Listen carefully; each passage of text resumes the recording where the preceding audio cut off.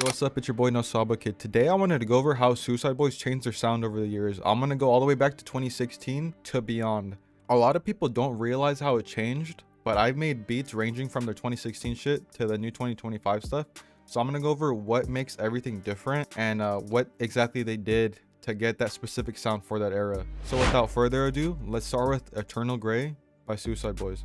So the thing that I really saw on this album was just, I'm not gonna lie, the drums. The old Suicide Boys drums, the scrim drums, very loud, very distorted, kind of sounds off key, don't know if it is, but kind of crazy. So what you want to do to achieve the sound, you just want to get a very eerie sample. Some shit you could throw over a Berserk AMV, not gonna lie, some just creepy shit like that. I actually made a video for that. So I got the sample off YouTube and then I just chopped it to pitch it. But let's listen to the original. I just pitched it up a little bit so we don't get copyrighted.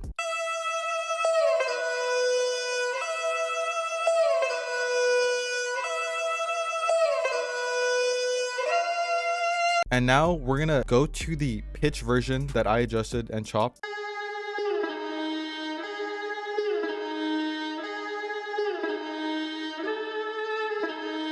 You see how it just sounds like you're in a dungeon and you're about to fight some shit? That's what you want. And of course, from this era, you do want to have some like Memphis type vocals over it. So we also have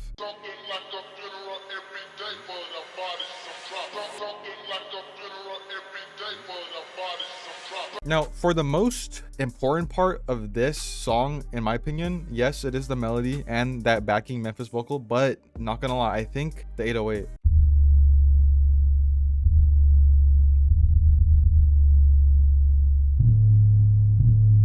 Bro, you already know this shit's OG Suicide Boys off rip, just like that. Y'all already know what type of beat we're making right now once you hear this. To get this sound, you need a sample, have Memphis vocals, use OG Suicide Boy sound effects, and have distorted 808s. That equals Eternal Grey.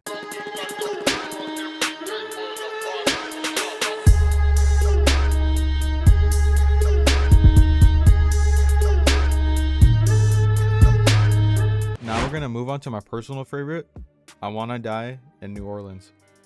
And why was this album my favorite, you might ask? Well, when you go through a rough time, and you listen to music, that shit becomes your favorite. I'm not gonna lie. Think back about where your favorite shit is, where you're going through a hard time, that shit's probably your favorite. What I discovered about this album, Scrim used lots of loops, especially Looperman. What you can do to find this out, actually, go to YouTube, type in Paper Bag Mask, scroll down to your favorite album. We literally went on this shit. I think that's how I made this song. I just literally found out exactly what he did, and then I did that. So what I discovered from watching Paper Bag Mask was that he used Looperman loops and he sampled. But the biggest thing he did with the samples, or even if he did make the melody, halftime. He got the sound with halftime. I think this is the first beat where I actually use halftime to my advantage instead of making my shit dookie. So to begin, our first melody, just this very simple melody. And what makes it Suicide Boys for this era, it's, as always, the semitone jump. But then you throw halftime on it. But let's listen to it before and after.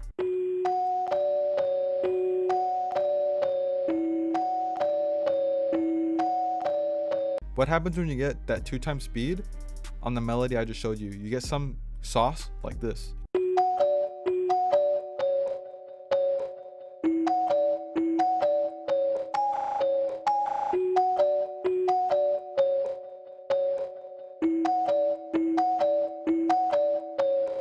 As for the 808, I would say it's not as distorted, but it's still a little distorted, just overpowering, bro. It just, yes.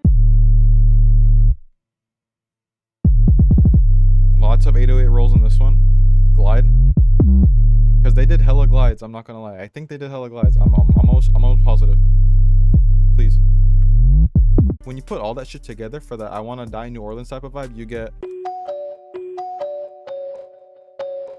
the Garners in the back. I apologize.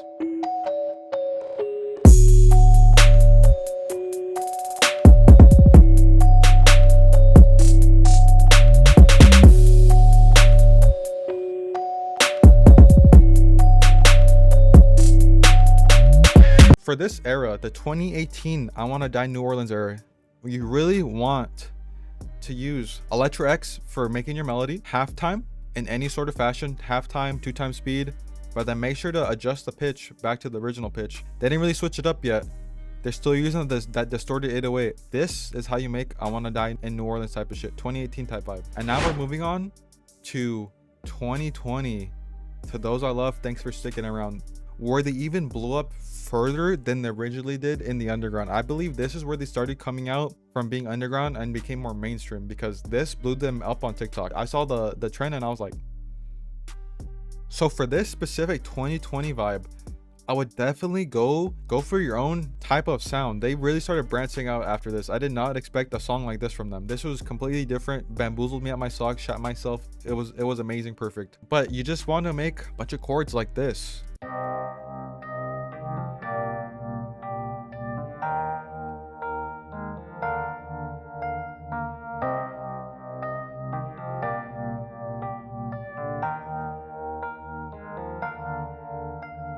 Beautiful, bro. Just make some beautiful ass shit. Keep the BPM low, by the way, 120. And what you could do to really just enhance the sound, instead of adding like bass notes and shit, you know, to make that shit deeper, just put halftime on your main melody and then just layer that underneath.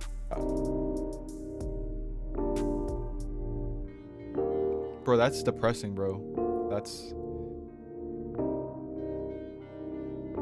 This is finally where I stopped hearing a lot of distorted 808s this era. It was just more chill, not as much, not just ear blasting you in such a good way, but it's, you know, it's a normal blast.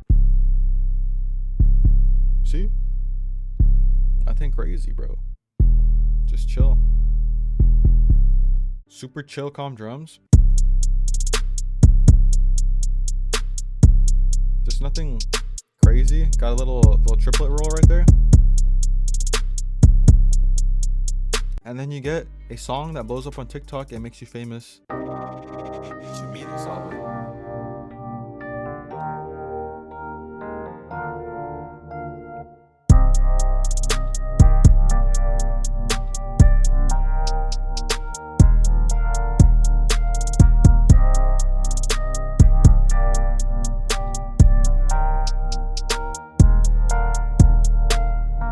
Now we're moving on to 2021 and beyond.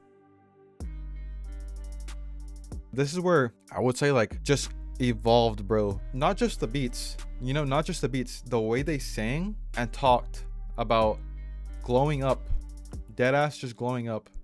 I would say is this album, and maybe I think probably my second favorite album, not gonna lie. But what made this album so sexy? He used a vocal sample in a very specific song. He just made something beautiful with it, so that's what we plan to do. So I can't really show the specific sample I used. I can, but I just pitched it down. It's Braids of December.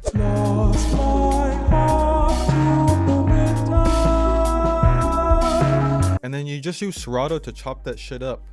Just chop it up, bro. I just pitched it up a little bit, and then I also sped the sample up.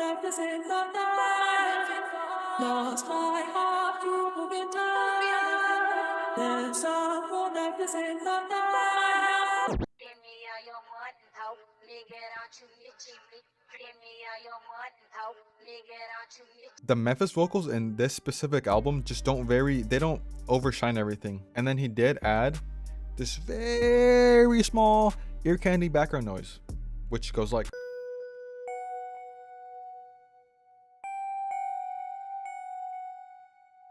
Now what happens when you blend all those elements together?